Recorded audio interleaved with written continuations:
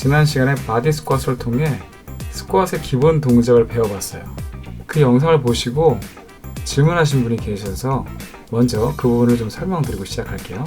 그때 운동의 템포에 대해서 이야기하면서 근육의 길이가 변하는 등장성 운동, 변하지 않는 등척성 운동에 대해서도 배웠어요. 좀 더 자세하게 들어가면 등장성 운동은 구심성 운동과 원심성 운동으로 나눌 수 있어요. 좀 더 이해하기 쉬운 용어인 단축성 수축과 신장성 수축이라고 할게요. 예를 들어 우리가 암컬이라고 하는 이두근 운동을 하게 되면 덤벨을 들어올리는 상황에서 이두근이 수축하면서 힘을 발휘하게 되죠. 그리고 정점에서 버티는 단계, 힘을 주고 있지만 근육의 길이는 변하지 않는 상황을 등척성 운동이라고 하죠. 이렇게 근육의 길이가 짧아지는 상황, 이걸 단축성 수축이라고 해요. 다시 시작 자세로 돌아가는 이두근 입장에서 보면 근육의 길이가 늘어나면서 힘을 빼는 단계를 신장성 수축이라고 해요. 건프가 지난 시간에 등척성 상태인 정점과 힘을 빼는 상황인 신장성 수축 부분을 강조한 이유는 실제로 단축성 수축은 중량이 걸려있기 때문에 운동을 대충 할 수가 없겠죠. 무게가 적당하다면 최선을 다해서 들어 올리겠죠. 그런데 등척성 운동과 신장성 수축의 경우는 그냥 힘을 빼버리면 아무런 자극도 일어나지 않거든요. 당연히 운동을 통한 효과도 얻을 수 없겠죠. 그래서 중량 운동의 4단계는 모두 중요해요. 근육의 길이가 변하는 등장성 운동 단계에서 힘을 주는 단계인 단축성 수축과 힘을 빼는 단계인 신장성 수축 모두에서 자극을 느낄 수 있도록 진행해야 액틴과 마이오신의 결합으로 이루어진 근원 섬유에 충분한 미세 외상을 줄 수 있어요. 결국 한쪽만 한다면 효과가 반으로 주는 셈이죠. 참고로 등척성 운동은 근육의 길이가 변하지 않기 때문에 근원 섬유에 미세 외상을 주지 않아요. 그래서 플랭크를 아무리 해도 복근 자체가 커질 수는 없어요. 하지만 근력은 키울 수 있죠. 근력이 커진다면 더 적극적으로 운동할 수 있겠죠. 자, 이런 중량 운동의 4단계에서 가장 큰 파워를 낼 수 있는 순간은 신장성 수축, 즉 힘을 빼는 순간이에요. 그 다음은 등척성 단계인 정점에서 멈추는 상황이죠. 가장 약한 힘이 단축성 수축인 힘을 줘서 들어 올리거나 밀어내는 동작이에요. 우리가 벤치프레스를 한다면 들어 올리진 못해도 버티거나 천천히 내릴 수는 있죠. 쉽게 경험해 볼 수 있는데 그 이유가 바로 이런 원리 때문이에요. 자, 그래서 정리하면 힘을 주는 단계에서는 폭발적으로 수축을 하고 정점에서 잠깐 멈추고, 힘을 빼는 단계에서는 근육이 신장되는 것을 느끼면서 천천히 돌아와야 한다는 거예요. 동작 하나하나의 원리를 이해하고 한 번의 반복이라도 소홀히 하지 않는 게 중요하다. 훨씬 효율적이다. 자, 본론으로 들어갈게요. 바디 스쿼트를 하면서 템포를 활용하는 것 이외에도 다양한 점진적 과부하가 가능해요. 곰프는 홈트를 선호하는 거 아시죠? 그래서 이렇게 곰프네 집을 좀 꾸며봤는데요. 홈트 장비도 지금 곰프네 집처럼 토탈라이트 같은 걸 구비할 수 있는 집이 넓은 분들도 있으니까 가능한 다양하게 설명해 보도록 할게요. 중량을 사용하기에 앞서 한 가지 중요한 부분을 짚어볼 텐데요. 바로 힙 힌징이에요. 스쿼트, 런지, 데드리프트, 허리를 숙이는 모든 동작에서 바로 이 힙 힌징을 자유자재로 하실 수 있어야 돼요.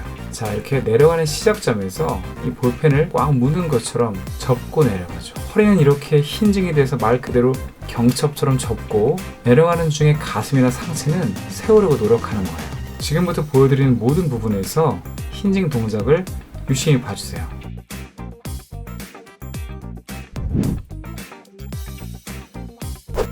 자, 바벨 스쿼트 할 때 시작부터 힙 힌징이 되는 게 보이시죠?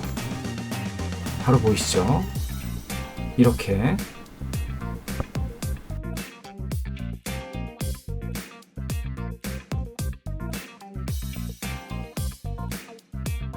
옆에서 보면 힙 힌징으로 시작되고 동작이 반복되는 동안 상체는 유지되고 있죠.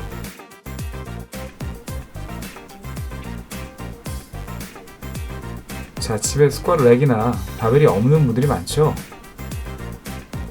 그럼 캐틀벨을 활용하시면 돼요. 홈짐에서 가장 필요한 필수 아이템 중 하나죠. 이렇게 앞으로 들고 동작을 취하시면 돼요.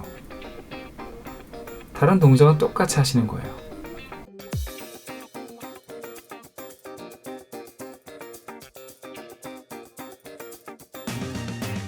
마찬가지로 홈짐의 필수 도구인 덤벨을 들고 진행할 수도 있어요.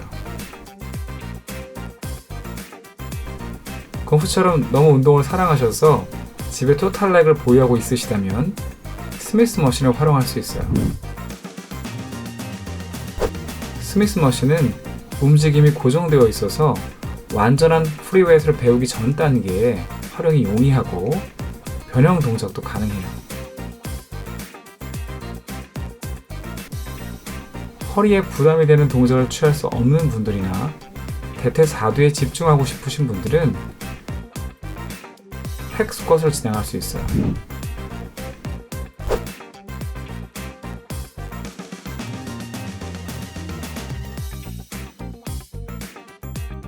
핵 스쿼트는 일반 짐에도 없는 경우가 많으니까 스미스 머신으로 활용하는 법을 알려드릴게요.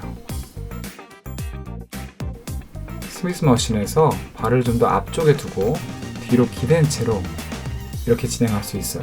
대퇴사두에 집중하려면 발을 좀 좁게 벌리고 내려올 때 뒤에 기댄 채로 허리가 거의 펴진 채로 내려오는 거예요. 스미스 머신 말고도 이렇게 볼을 활용해서 진행할 수 있어요. 처음엔 맨몸으로 하다가 나중에 덤벨을 들고 진행할 수도 있겠죠. 자, 이런 다양한 스쿼시 자유자재로 가능할 만큼 자세가 편안해지고 근육이 준비가 된다면 곤프가 꼭 추천하고 싶은 운동은 점프 스쿼시예요. 엘리트 운동선수들이 가장 많이 하는 운동 중에 하나죠. 먼저 주의사항부터 말씀드리면 점프를 하고 내려올 때 무릎을 펴시면 절대 안 돼요. 충격이 바로 허리로 와서 큰 부상을 입을 수 있어요. 점프를 하고 내려오는 동작에서 최대한 빨리 무릎을 구부려서 체중을 허리가 아닌 대퇴사두로 받아줘야 돼요. 점프를 높게 하는 것보다는 동작을 리드미컬하게 이어서 할 수 있도록 균형 있게 반복하는 게 좋아요. 집에 스텝박스가 있다면 이렇게 처음엔 스텝박스 위로 올라가는 것부터 연습할 수 있어요. 층간 소음에 문제가 될 수 있으니까 근처 공원에 가서도 얼마든지 진행할 수 있죠. 가장 짧은 시간에 가장 강력한 운동을 할 수 있으실 거예요. 반복수를 높이면 심폐지구력 훈련으로도 최고죠. 정말 강추해요. 오늘의 곤프 레슨 여기까지. 와라샷!